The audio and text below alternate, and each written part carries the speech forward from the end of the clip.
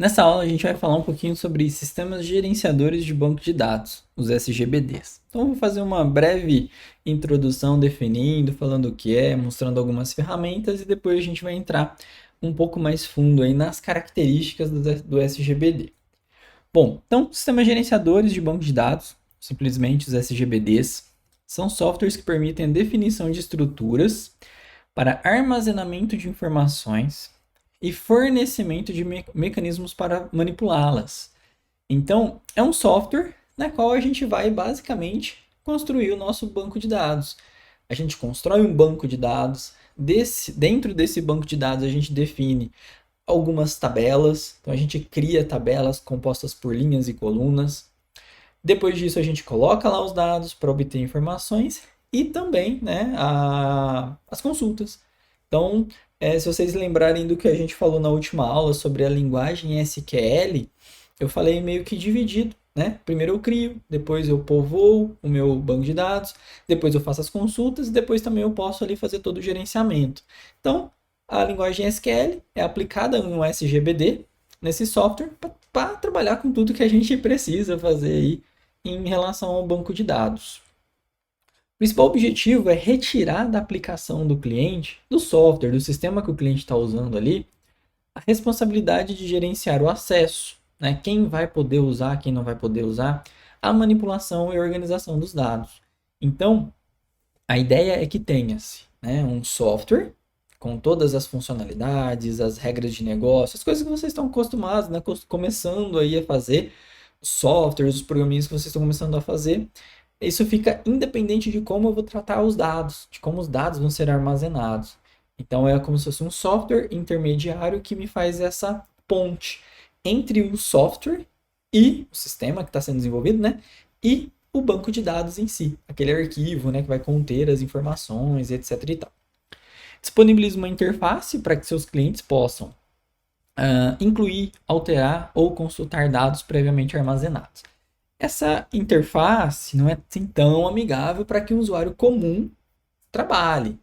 No caso aqui, estou falando de clientes, né? Se a gente for pensar ali num cliente-servidor, então o SGBD fornece, né, uma interface, recursos fáceis para que o cliente, quem está acessando, no caso um software ali, o sistema que está sendo desenvolvido, acesse, né, e consiga manipular as informações de uma maneira mais tranquila.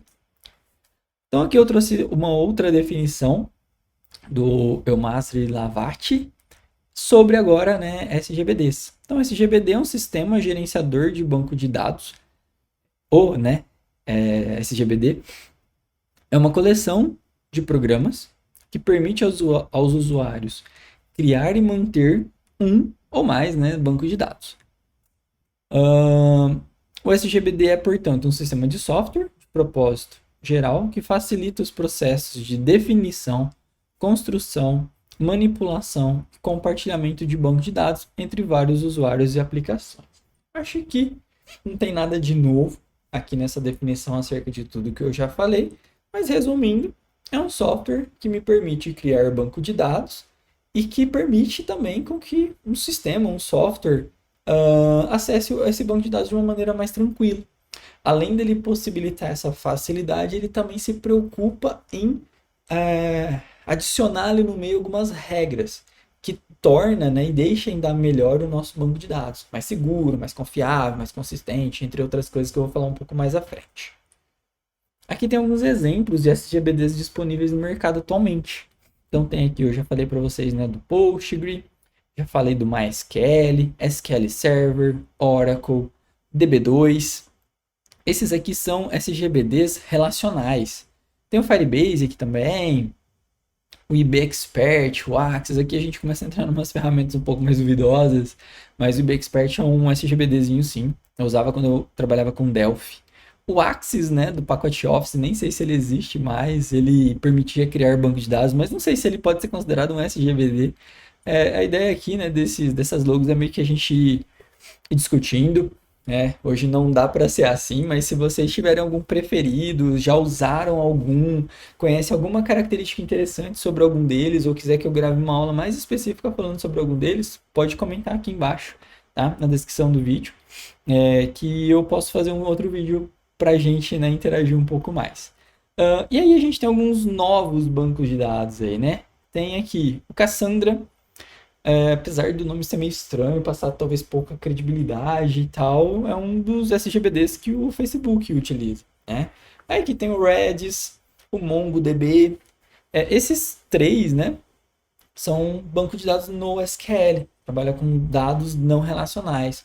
O MongoDB é um dos mais usados, né? Pelo menos é um dos que eu mais usei, tirando ali o Postgre. E ele trabalha com um modelo orientado a documentos. Então, o Postgre é orientado é um, é um modelo de dados relacional, já o MongoDB é orientado a documentos. Então, eles são um pouco diferentes, mas dependendo do caso aí, né, a gente tem que analisar a nossa aplicação, quais serão as informações, como elas vão se relacionar, para a gente definir qual a gente vai utilizar. Já usei também o SQLite um tempo atrás, quando eu programava para mobile, né, para Android, é um banco de dados bem interessante. Então aqui tem de tudo um pouco, eu tentei colocar uns bancos de dados bem diferentões, além desses aqui que são mais comuns, mais tradicionais, para criar toda essa discussão mesmo. Não dá para a gente discutir agora, a não sei que seja ali pelos comentários. Beleza? Bom, e a parte mais interessante dessa aula é a gente falar das características dos SGBDs. Então, a gente não vai utilizar um SGBD na disciplina, né? Não vai implementar, usar o SQL e tal, mas conhecer as características de um sistema gerenciador de banco de dados, o que ele deveria ter, é muito importante porque são considerações muito importantes acerca de como o seu banco de dados, o banco de dados que você vai projetar, tem que ser. Então, o seu banco de dados ele não pode ser redundante. Então, quando a gente analisa essas características, a gente, por mais que não vá implementá-las no SGBD agora, a gente consegue entender o que a gente tem que fazer e como o banco de dados que a gente vai projetar tem que ser, beleza? Então, essas características aqui, elas visam resolver os problemas que um banco de dados pode ter. Como a gente está projetando o banco, é muito interessante a gente conhecer todas elas. E agora eu vou falar um pouquinho, né, mais a fundo aí sobre cada uma delas. Então, controle de redundância. A redundância, ou seja, a repetição de dados, ela tem que ser evitada para minimizar possibilidades de inconsistência. Então, por exemplo, vamos supor que eu cadastro uma pessoa 2 vezes no sistema. Aí essa pessoa, sei lá, precisa alterar uma informação. Se eu alterar ela, né, se eu tenho dois, né, duas instâncias dela. Se eu alterar uma, a outra vai ficar desatualizada. Aí vamos supor que eu faça uma venda para essa pessoa. Para qual das duas eu vendi? Então, o banco de dados, né, isso cria uma inconsistência muito interessante aí, negativamente, é claro, no nosso banco de dados. Eu poderia ter, por exemplo, produtos diferentes com a mesma descrição, né? Que seria bem complicado. Eu faço a venda de um produto que tem a mesma descrição do outro, só que quando eu envio o produto errado. Então a gente não pode ter dados redundantes. Então a gente tem que gravar aquele dado uma única e exclusiva vez. Caso eu vá utilizar aquele dado em uma outra tabela, igual a gente fez lá na primeira aula, lembra? Que o José ele tinha duas profissões e tal. Eu referencio ele 2 vezes, eu não coloco ele 2 vezes no sistema. Então é um pouco diferente. Então a gente tem que tomar cuidado com a redundância. Compartilhamento de dados. Em um ambiente multiusuário, hoje quase todo sistema é multiusuário, muitas pessoas usando o mesmo sistema, usando o mesmo banco de dados, deve-se possibilitar a manipulação simultânea de dados distintos, né? Ou dos mesmos dados conforme algumas regras. Então aí entra controle de acesso, e só para a gente entender, né, com um exemplo. Mais de um usuário manipulando informações no mesmo banco de dados. Legal, isso é possível, isso deve acontecer. Mas já pensou 2 pessoas comprarem o mesmo produto no mesmo momento? Tenho certeza aí que alguém já deve ter perdido uma promoção por conta disso. Sempre uma pessoa tem que finalizar aquela transação antes da outra. Então o SGB dele tem que dar suporte a isso. Controle de acesso. É muito importante as pessoas só acessarem as informações na qual elas poderiam, tá? Então, o SGBD ele tem a verificação automática do tipo de acesso para cada usuário.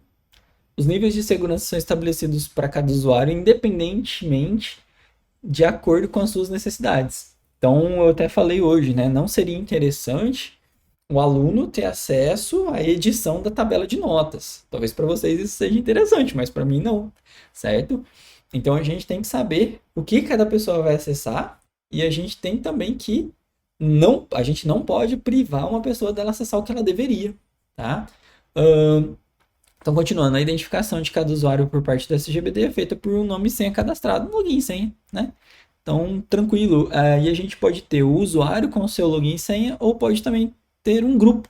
Ao invés de eu fazer um controle de acesso individual para cada aluno, eu posso criar um grupo, alunos, e permitir que o grupo alunos acesse só essa e aquela tabela. Controle de transação. Transação é um conjunto de operações que deve ser executada completamente. Então, existem algumas coisas no banco de dados que não pode ser interrompida no meio, tá?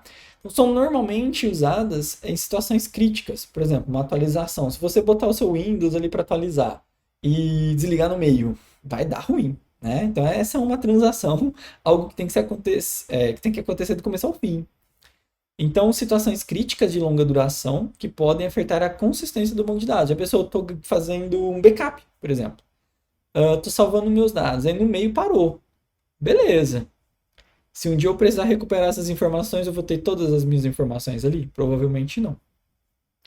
Então, o SGBD ele tem que utilizar de alguns mecanismos internos para que nenhuma falha ocorra durante essa transação. Aí, como exemplo, eu já falei do backup ou migração do banco de dados, entre outras coisas. Acesso em múltiplas interfaces. Lembra que uma das características do SGBD é meio que essa já, né? Então, possibilidade de usar diversas interfaces, mesmo se o SGBD estiver sendo utilizado. Então, por exemplo, a gente tem uma aplicação em Python conectada ali com Postgre. Se eu trocar, né, para Kotlin ou Swift, sei lá, eu não preciso fazer alterações no banco de dados. Hoje é muito comum a gente ter um banco de dados concentrando todas as informações e a gente ter uma aplicação web, uma aplicação mobile e ambas acessam o mesmo banco.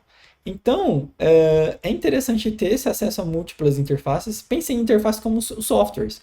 Um software de um aplicativo, um software de um sistema web, né, acessando a mesma base de dados. Ou até mesmo, né, eu tenho um software antigão lá em Delphi, com Postgre. Quero deixar ele mais moderno, vou usar um Python agora. Eu vou precisar refazer o meu banco de dados?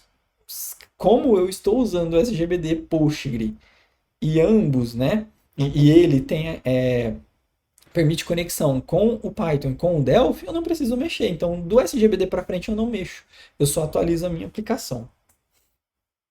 Restrições de integridade, né? Então, as informações íntegras é bem importante. Então, estabelecimento de um formato ou regras para que os dados inseridos de modo a garantir uma certa integridade e facilitar o armazenamento. Lembra que eu falei que não é interessante a gente colocar números num campo que é para ser inserido nome? Isso é feito lá no software, mas também é tratado no banco de dados, tá? Então, é bem interessante a gente definir muito bem qual é o tipo de dado que vai ser aceito ali e até mesmo algumas regras. Por exemplo, idade. Idade só recebe números. Basta eu falar então que ali só vai ser aceito o número? Não, alguém pode inserir 1000, 1 milhão, menos 15. Então essas regras é quem garante a integridade do dado que foi armazenado. Algumas regras de integridade são estabelecidas pelo próprio SGBD, mas, né, para manter a consistência do banco de dados, e outras são definidas pelo DBA, por meio de algumas sentenças condicionais.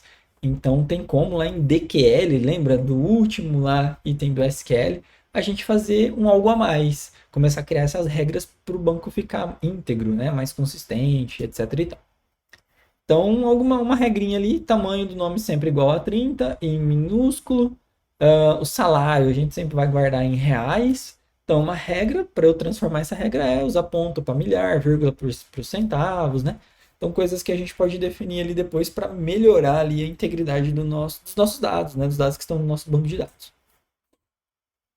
Em relação ao backup restore, então o SGBD ele deve permitir isso e normalmente é possível a gente estabelecer o backup automático.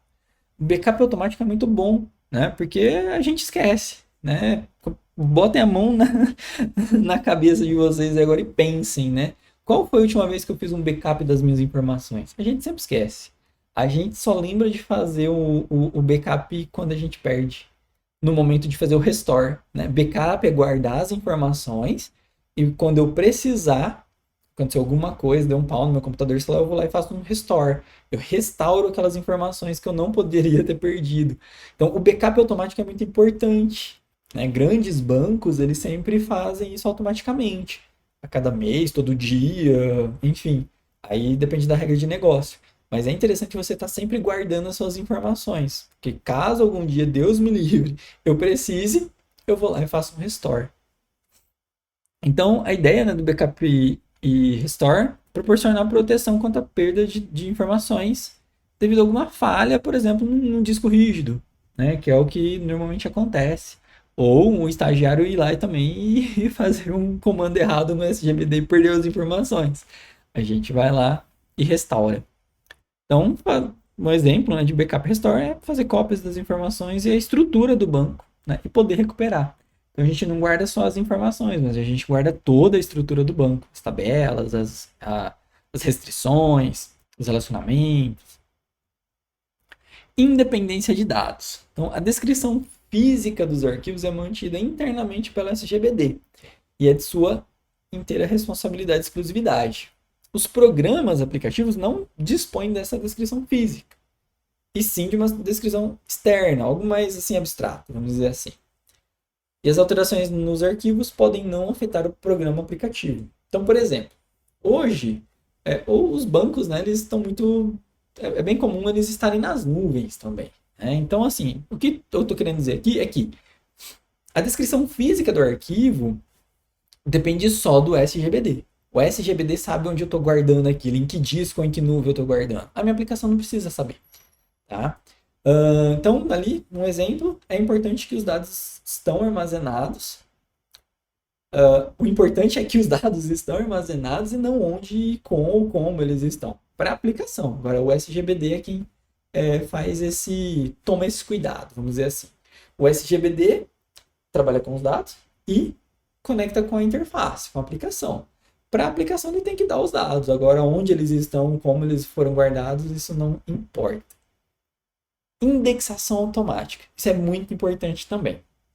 Quando a gente fala de indexação, é só lembrar do índice de um livro, né? É uma maneira mais fácil e mais rápida de a gente encontrar as informações. Pensa que um banco de dados ele recebe muitas informações. E essas informações vão sendo armazenadas ao longo do tempo, mas a consulta é feita quase que o tempo todo. E a consulta tem que ser rápida. Então, uma maneira de fazer isso, de permitir a consulta mais rápida, é fazendo a indexação. Ou seja, com a indicação explícita dos atributos que serão mais utilizados em consultas, o SGBD ele cria alguns arquivos de indexação que tornam a pesquisa mais rápida. A estrutura de indexação de organização dos arquivos de dados é do próprio SGBD e cada SGBD tem a sua. Normalmente não é de domínio dos usuários comuns. O usuário ele nem sabe, ele digitou alguma coisa ali e aquilo apareceu rápido por quê? Aquilo está indexado em alguma coisa. O Google é assim. A gente faz uma busca, ele não sai procurando em toda a internet, ele já tem tudo indexado. É por isso que ele traz tudo que a gente quer tão rápido. Né? Como eu disse, né, um exemplo aí seria o índice de um livro.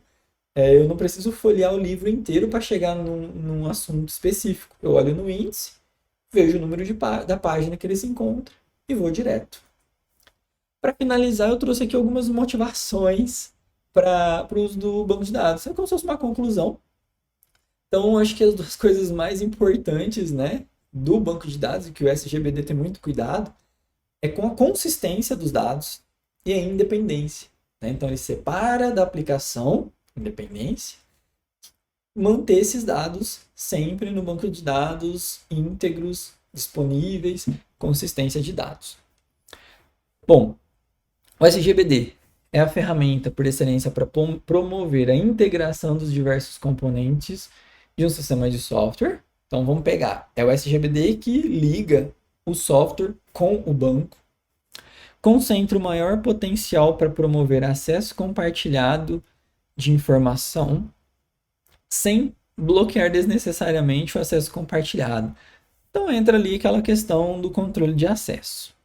retira dos programas aplicativos muita da complexidade de gerenciamento, de estruturas de acesso aos dados, e entre outras coisas. Então, tendo o SGBD ali, o programador, o desenvolvedor, ele programa mais tranquilo, ele não tem que pensar muito como os dados vão ser armazenados, como fazer o controle de acesso, essas coisas todas. Então, o próprio SGBD ele já facilita um pouco isso tudo.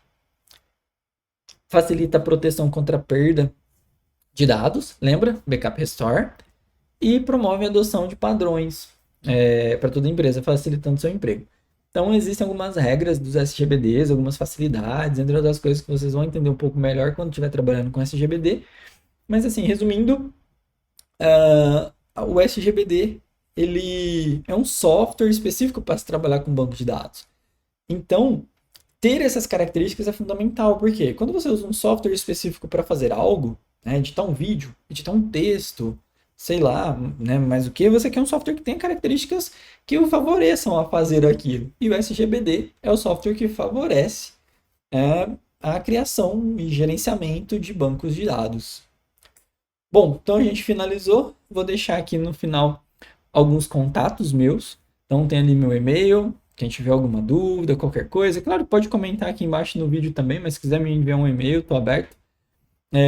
Esse vídeo está no YouTube, no meu canal, Thiago Segato. Lá vocês encontram outros vídeos também, na parte de desenvolvimento web, um pouquinho de design, tem algumas ferramentas de produtividade, falo um pouco de Git. Então, estou começando ali o canal, tem alguns vídeos interessantes. O meu Telegram é esse aí embaixo. Caso vocês queiram também mandar alguma dúvida, dica, sugestão, qualquer coisa para lá é só falar. E logo abaixo as minhas duas redes sociais ali. LinkedIn, minha rede social mais profissional. Então ali tem um pouco mais dos lugares que eu já trabalhei, tudo isso, algumas coisas, conquistas, cursos. E o Instagram, que é um pouco mais pessoal. Estou agora tentando mudar ele um pouquinho, deixar ele um pouco mais também ligado à informática, mas normalmente lá eu posto mais coisas da minha vida, dos meus hobbies, enfim. Então, caso alguém precise, queira entrar em contato por algum motivo, esses são os meus contatos. Muito obrigado por tudo, muito obrigado pela atenção de vocês até agora e até a próxima aula.